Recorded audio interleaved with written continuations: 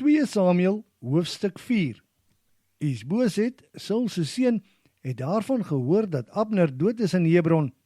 Dit het sy moed gebreek en selfs Israel was baie bang. Baana en Regab, die seuns van Rimmon uit Beerot, was aanvoerders oor 2 van Isboset se roofbendes. Hulle was Benjaminite, want Beerot was deel van Benjamin.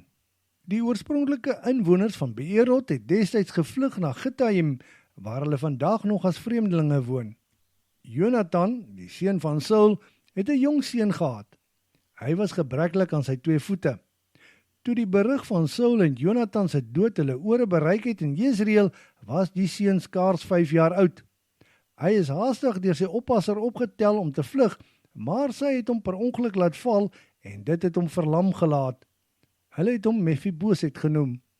Gedurende die warmste deel van die dag, terwyl Isboset 'n middagslaapie geneem het, het Regab en Baana, die seuns van Rimmon, wat uit Beerot afkomstig was, by sy huis aangekom.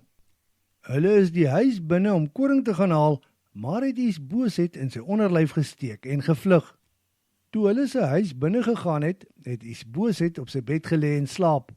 Daar het hulle hom doodgemaak en onthoof. Sy kop het hulle met hulle saamgeneem en deernag met die pad deur die Jordaanvallei, dit is die Araba, geloop na Hebron, waar hulle sy kop aan Dawid oorhandig het.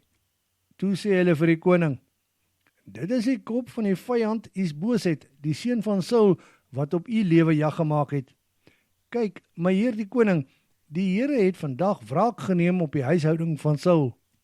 Toe antwoord Dawid vir Regab en Baana, die seuns van Rimmon uit Beerot: "So seker as die Here leef, wat my nog altyd uit die moeilikheid gered het.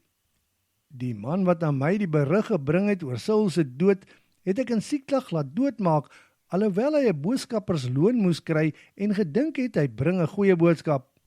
Nou wat dink julle gaan ek met goddelose mense doen wat 'n regverdige man in sy huis op sy bed vermoor het?